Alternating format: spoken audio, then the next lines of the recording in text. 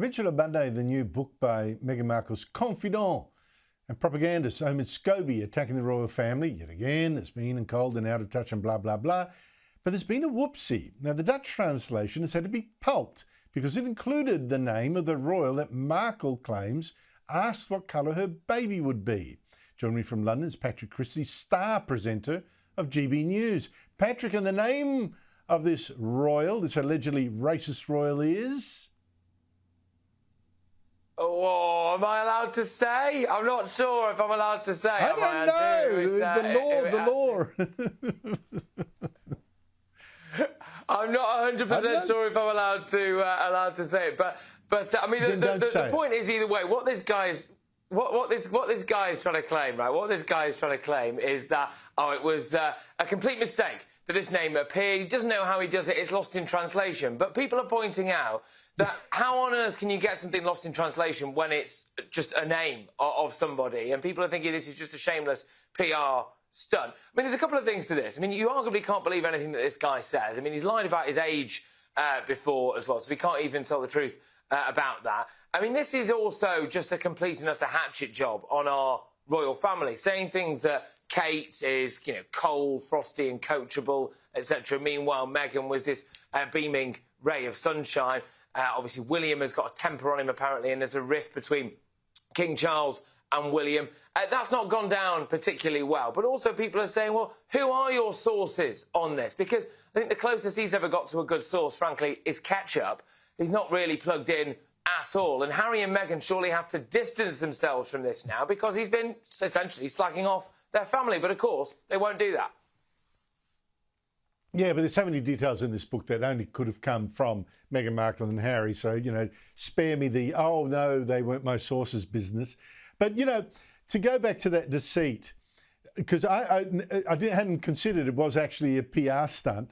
How can it be a translation error, an error by the translator, but he suddenly made up a name, or was it a name suggested to him or in the manuscript given to him by, Omid Scobie?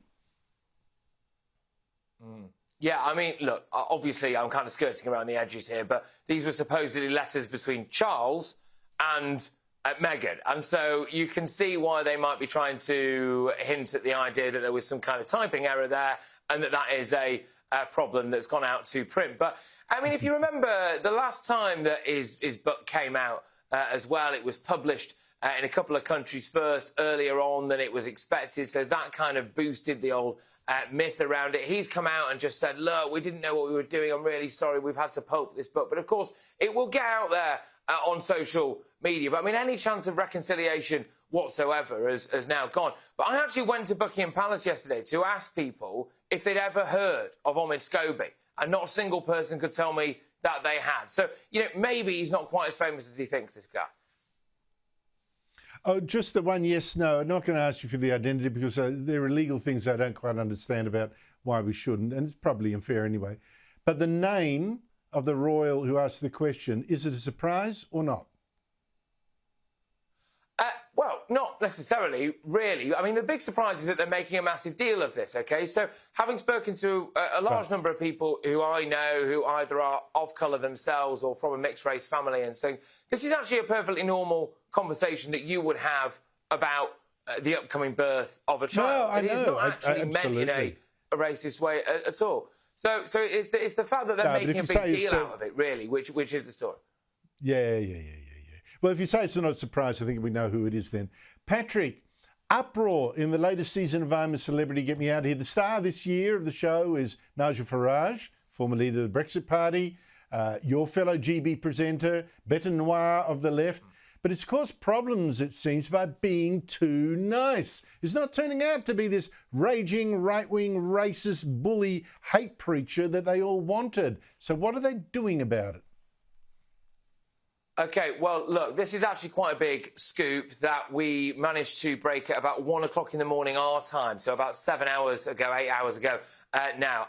And ITV stand accused of conducting an investigation into Nigel Farage, where they've trawled through cameo videos that he used to do, where he would read out a script for money, not knowing what he was saying.